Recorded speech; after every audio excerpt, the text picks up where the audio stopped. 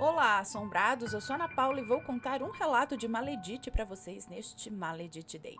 E aí, tudo bem? Espero que sim, que esteja tudo bem. Já vou pedindo para você deixar o like no vídeo, não se esqueça da loja assombrada e se ainda não é inscrito, se inscreva no canal. E vamos para o relato de hoje, que é este: A Sombria Jornada de Duas Irmãs. Olá, Ana e assombrados, eu sou a fulana e minha amiga que me confiou essa história é argentina e vive no Brasil há mais de uma década. Compartilho com vocês este relato que a perturba profundamente, mas do qual não consegue se afastar. Claro, todos os nomes foram trocados e escolhidos pela minha própria amiga, a quem chamarei aqui de Anacleta. Tudo começou em Tucumã, uma cidade a cerca de 1000 quilômetros de Buenos Aires, onde Rufina e Tomasa, duas irmãs inseparáveis, cresceram lado a lado, compartilhando uma vida simples e tranquila. Ambas estavam na casa dos 20 anos, cheias de juventude e sonhos. Rufina, a caçula, permanecia solteira, enquanto Tomasa era comprometida com Juan, um rapaz muito cobiçado, visto por todas como um excelente partido. Esse romance fez de Tomasa uma mulher admirada e, secretamente, invejada por muitas. A vida separou as irmãs quando Tomasa recebeu uma proposta de trabalho em Buenos Aires. Ela seria a governanta de uma família rica de Tucumã, que estava se mudando para a capital e cuidaria das crianças e da casa. Era uma oportunidade única que mudaria sua vida e que abriria muitas portas para o seu futuro profissional. Com o coração apertado, decidiu terminar o seu relacionamento com Juan, pois não acreditava em namoro à distância. Naquela época não existia internet, sabe? E teve uma conversa sincera com Rufina. Explicou à irmã que o seu objetivo era trabalhar para que ambas tivessem uma vida melhor e que, por mais que a distância as separasse, voltariam a estar juntas novamente. Rufina, mesmo sentindo um vazio, apoiou a decisão da irmã com um sorriso e um abraço apertado. Tomasa, então, partiu, enquanto Rufina ficou em Tucumã. Alguns meses após a partida de Tomasa, a vida de Rufina tomou um rumo inesperado. Solitária e desamparada, ela se envolveu com um rapaz e logo descobriu que estava grávida. O namorado, em um ato de covardia, a abandonou, recusando-se a reconhecer o bebê que estava a caminho. Desesperada e sem alternativas, Rufina decidiu contar tudo a Tomasa, que prontamente lhe fez uma proposta. Naquela época, Tomasa já não trabalhava mais para a família rica. Agora tinha um bom emprego em uma grande indústria têxtil de Buenos Aires. E apesar de adorar crianças, sabia, segundo os médicos, que não poderia ter filhos. Oferecendo-se como um porto seguro para a irmã, disse assim: "Venha para Buenos Aires, eu vou ajudar você a criar o bebê." Com nada além de coragem e a promessa de apoio de Tomasa, Rufina deixou Tucumã e partiu para Buenos Aires, carregando consigo a vida que crescia em seu ventre. Ao chegar, as duas irmãs se estabeleceram em um bairro que passava por grandes reformas, ocupando um prédio abandonado, onde não havia nem eletricidade. O prédio de 5 andares era um lugar perigoso para se criar uma criança, com janelas e varandas sem proteção e uma estrutura inacabada. Ainda assim, as duas irmãs fizeram o melhor para transformar aquele espaço em um lar. A gravidez de Rufina transcorreu sem problemas, quase até o final, até que uma queda violenta feriu sua coluna e colocou o bebê em grave risco, apressando o nascimento da pequena Anacleta. Após um parto complicado, uma menina, que deveria ter morrido antes mesmo de ver a luz do sol, chegou ao mundo, trazendo com ela uma aura de esperança e sobrevivência. A pequena Anacleta rapidamente se tornou o centro do mundo para as duas irmãs, que unidas se dedicaram a ela com todo o amor e carinho que tinham. Cada gesto, cada sorriso e cada choro da menina foi reunido com uma devoção quase sagrada, como se ambas soubessem que aquele vínculo era uma dádiva rara e preciosa em meio às sombras de suas vidas. Passados alguns meses, Tomasa conseguiu um emprego para sua irmã Rufina na mesma indústria têxtil em que trabalhava, e dessa maneira revezavam os turnos para que sempre uma delas pudesse cuidar de Anacleta.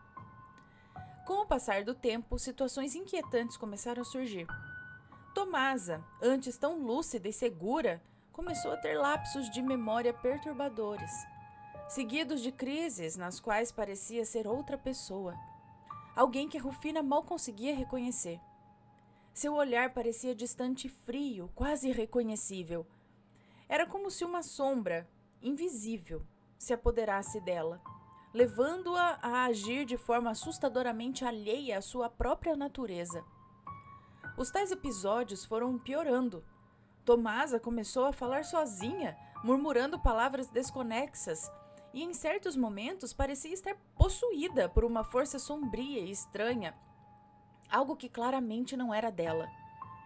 Seu comportamento alternava entre risadas sombrias e gestos inquietantes, como se algo invisível estivesse guiando as suas ações, deixando Rufina cada vez mais assustada e sem saber como ajudar a irmã. Chegou então um dia fatídico. Rufina estava terminando o seu turno de trabalho na fábrica têxtil quando um arrepio gelado percorreu sua espinha. Algo lhe dizia que teria que retornar à casa com urgência. Começou a suar frio e sua respiração ficou curta. Falou com a sua supervisora, que rapidamente reconheceu seu estado pálido e trêmulo e facilmente a autorizou a voltar para casa. Durante o caminho, com cada passo apressado e o coração em descompasso, Rufina não conseguiu fazer mais nada além de rezar, pedindo que se Deus protegesse sua filha, seja lá qual fosse o perigo, pedindo que seu Deus protegesse a sua filha, seja lá qual fosse o perigo à espera. Rufina era uma mulher de fé, e naquele momento sua fé era sua única fortaleza contra o terror desconhecido que parecia prestes a envolvê-la. Quando chegou em casa, ainda com o coração tomado por um medo inexplicável, Rufina encontrou o apartamento mergulhado em um silêncio opressivo.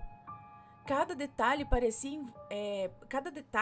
envolto em uma quietude que pesava sobre ela, como se o próprio ar carregasse um aviso sombrio. Avançando com cuidado, quase sem respirar, ela chamou baixinho, com a voz trêmula e mal audível. Tomasa? Você tá aí? Sem resposta, Rufina caminhou pela sala até a varanda, onde a cena que a esperava se gravaria em sua mente para sempre. Ali estava Tomasa, imóvel, segurando a pequena Anacleta suspensa para fora da varanda. Seus braços estendidos tremiam levemente, prontos para soltar a bebê no vazio. O coração em disparada, Rufina se aproximou devagar, lutando contra o pânico. Em um sussurro firme, murmurou: Tomasa, me dê a Anacleta. Deixa que eu cuido dela. A cada palavra ela estendia um pouco mais as mãos em direção à criança e o seu olhar implorava por um último lampejo de consciência da irmã. Com um esforço sobre-humano e uma calma desesperada, conseguiu pegar a Anacleta dos braços de Tomasa.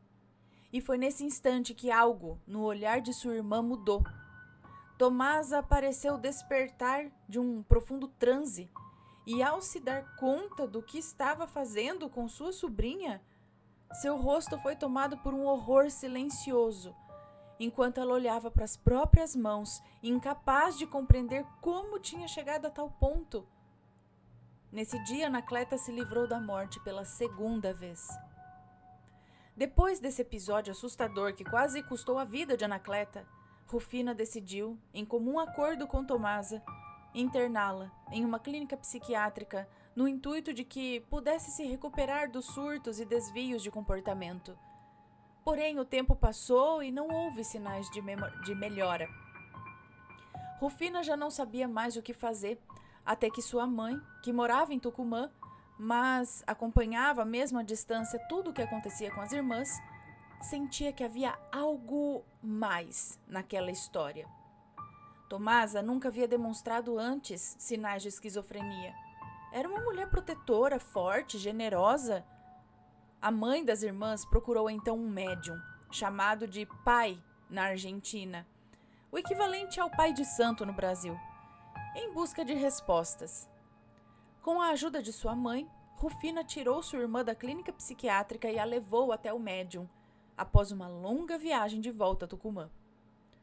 Assim que Tomasa chegou à casa do pai, ele olhou para ela e afirmou com todo o seu dom e sabedoria: Moça, a senhorita está enfeitiçada.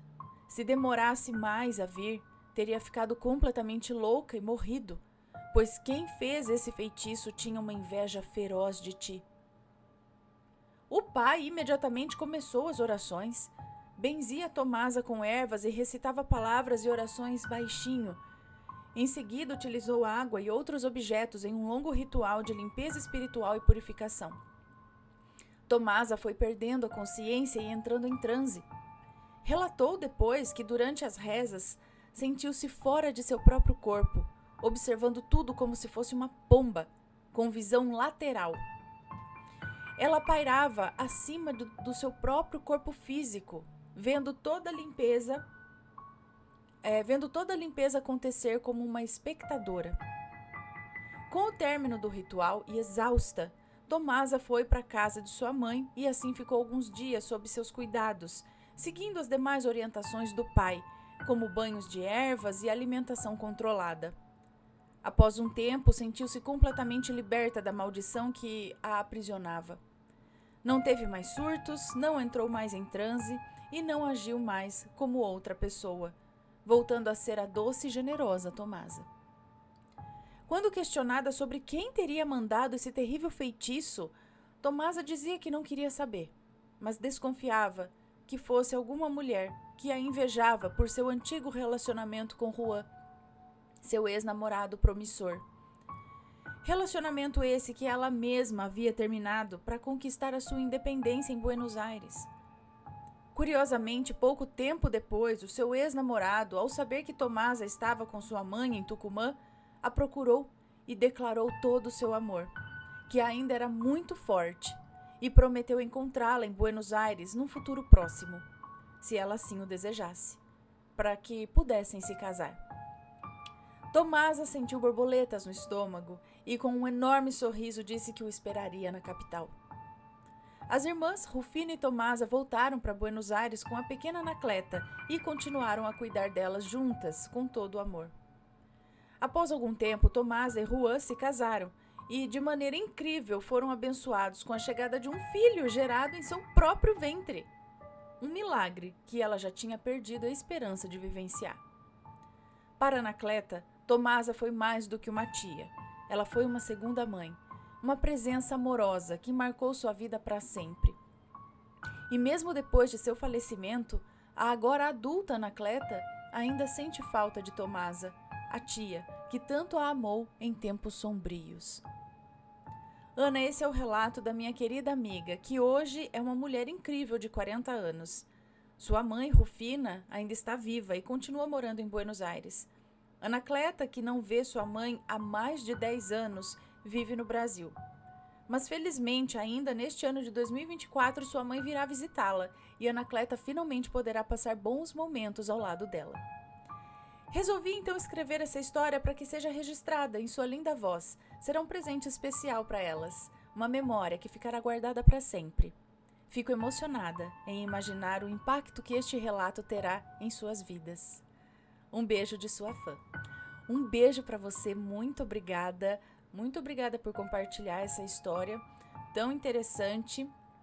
Triste, né? Porque eu acho sempre muito triste ver as maledites agindo, né, por inveja, tentando, porque muitas vezes não consegue não, tentando destruir a vida dos outros por pura inveja, sabe? A inveja é você atestar a sua incapacidade, não é?